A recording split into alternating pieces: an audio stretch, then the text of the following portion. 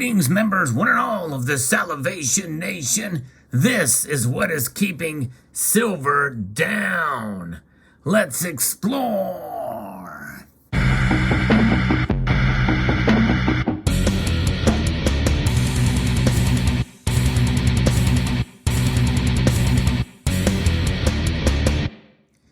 The price of silver, it has been frustrating. We're still below $25 an ounce here. We've been that way for a little bit. And many of us thought that $25 was the new resistance level, the new floor for silver. But nonetheless, it turns out that is not the case. As we've seen gold go down a bit, silver drops even more. The gold to silver ratio now is about almost 79 now, and that's a little bit frustrating and discouraging for silver stackers out there. I did post a video earlier today that talks about the fundamentals, the price fundamentals for gold and silver, and I think it's worth watching that video because, there's a lot more that drives the price of silver than just sheer demand. And the same thing for gold, but especially silver. The silver market is quite complex. And we know there is a lot of paper silver out there. There's a lot of silver derivatives, and that is frustrating. And many people think that that is really what is keeping silver down. And that's true to a point, but there's something else that is more immediate as to what is keeping silver prices down as of late. And it's another entity that many of us love to hate. Yes, indeed. I'm going to be referencing an article here from FX Empire. The silver prices kind of remain largely unchanged amid the European Union's plans to implement new sanctions on Russia. We know that there's a tightening there, and on Russia, and also sanctions that spread out to those close to high officials up in the Russian government, including Putin's two adult daughters. And so that is having an effect here. And many people are blaming these sanctions and the war in Ukraine for inflation, high fuel costs, and other things. But you know what? That's really a result of some immediate things that are happening there. But a lot of these problems, as we know, have been happening since long before the Russian invasion, and before even Russia even thought about amassing troops around Ukraine and Russia. So long before that. In fact, many of the problems that we're seeing today in terms of inflation can go even back before Trump became president, and even before Obama became president. I'm talking about easy money policies, quantitative easing. You may remember it was a Republican president who says we need to abandon free market principles in order to preserve the free market. Tell me where that makes any sense. But nonetheless, we know that there's enough blame to go around domestically between both parties and politicians in power.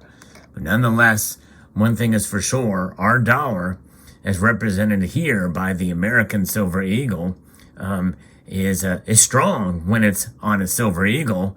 And in fact, we know the Silver Eagle's worth a whole lot more than spot price if you go to sell it. And when you buy it, you are paying a whole heck of a lot more.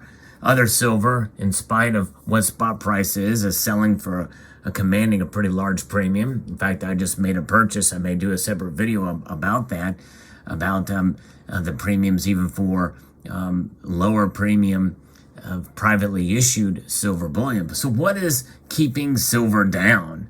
Silver prices remain a little unchanged as lingering geopolitical uncertainty encounters hawkish Fed policy. The 10-year Treasury yield rose to 2.56%, its highest since May 2019. The rise comes following Fed Governor Bernard's statements that the Fed needs to implement a more aggressive policy to drive down inflation. The dollar fell as commodity-linked currencies as the Canadian loonie rose due to rising oil prices and robust macro data. New sanctions on Russia still act as a tailwind for both silver and gold prices. The new sanctions proposed by the EU include a ban on the purchase of Russian coal, oil imports, and Russian ships entering the European Union. Oil prices continue to rise in the prospect of new Russian sanctions. Investors await minutes from the FOMC meeting, and the U.S. reported that the February trade balance, the actual balance, was about a negative $90 billion compared to the expected $88.5 billion. The reading remained little unchanged as the previous month. The record shortfall, exports increased 1.8% and imports rose 1.3%. And the conflict in Ukraine could reduce demand for U.S. exports in the coming months. And as of today, we did see silver pop just a little bit, but not by much, and just over $24.50. Gold as well, up only slightly. And so with all these things happening, and the job market's the way it is, and other things, and other big banks predicting recession. We have the bond yield curve predicting recession. You would think that the metals would pop more, especially silver. But gold really is still trading near its all-time highs. So in a sense, gold is up there. It's holding its own. But silver is being kept down. And I believe that what's keeping gold from rising more than what it is the same thing that's keeping silver down. It was mentioned in that article, and that really is the Federal Reserve. The Federal Reserve making its mention that it's going to be doing its thing.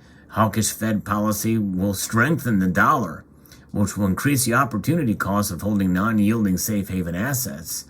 Silver faces this downward pressure because of this. The situation can cause the dollar to break below support. And so I think that's just it. Whenever the Fed speaks, it has a great impact on the markets in general, and specifically precious metals, which are reactionary to things like the dollar index and the like. And so that being what it is and how silver is traded, it's likely that silver is going to kind of have this bear stance or hang out where it is for quite a while. And even some of the technical analysis leaves one to think that would be the case as well too. And so resistance is under $25 obviously now, and we'll see. I've made a prediction for silver this year thinking that it very well could happen, but as the months drag on, it becomes likely that I may be wrong again, and I was bullish on silver for this year. Gold already met my goal in my prediction, but silver has not. It's been a frustrating measure here, and I think that's largely because silver being traded, there's so many derivatives out there for silver, and they seem to be increasing, and we are seeing more examples and evidence of these massive sell-offs in a very short amount of time, dumps of contracts of silver that really has not been properly or not been explained as to what is causing that. It's transparent, people see it, but is it being reported? Is it being investigated? What is the deal behind that? What about any of these in the opposite direction? Is there any of that going on? Can that be explained? And it leaves and this is why so many people feel that the price of silver is suppressed, even compared to gold with that regard. Silver is needed in so many different areas of industry. That would be one of the major reasons why that would be the case, why it would be suppressed so that it can be purchased in the physical form for less money. But we know that premiums for bullion are pretty high, and premiums for getting raw silver for industry, I imagine, are increasing as well. So in a sense, that's operating outside of those markets. But nonetheless, there it is. Silver is being kept down by the Federal Reserve at this point. And there's other factors as well, too, that one people can probably guess or garner as to what is happening with the silver markets. But what does this mean for us? Well, it means that it's a good opportunity to buy. And I actually made one of my larger silver purchases of the year just now. In fact, it's in this bag, but I'm not going to show it to you next. I'm not going to show it to you now. I may do that in another video. But I wanted to let you know, hey, I am buying a little bit of silver again because I see a little bit of an opportunity and for diversification and to increase my stack. If you can get a good deal on it, it may be a good time to take advantage of those deals. And there has been cases where I've been very tempted to buy silver in the past month or two and have avoided doing so. But I could not resist this time. But of course, when you do it, you got to keep in mind being fiscally responsible and understanding your personal strategies. And that's what it's really personal, really, when it comes down to it. With your understanding of the silver markets, of where things are going with the dollar and the like, and being able to make purchases based off of the knowledge that you have of the markets and what you see coming ahead. But with the understanding and the expectations and the possibility that we could see silver move in the opposite direction. It very well could happen, even in this economy, even now. We saw it. We've seen it. That continues to be the case. You got to be able to live with your purchases, folks. And this is why I live with my purchases. And whenever I make a buy for any particular product made of silver or gold, I will live with the consequences of what the price does down the road. And that is why I hold on to what I buy. I don't sell it on a whim. So there you have it. Let me know what your thoughts are in the comment section below. We'd like to extend a multitude of gratitude to you all for taking the time to watch and to encourage you to please rate, share, comment, and subscribe.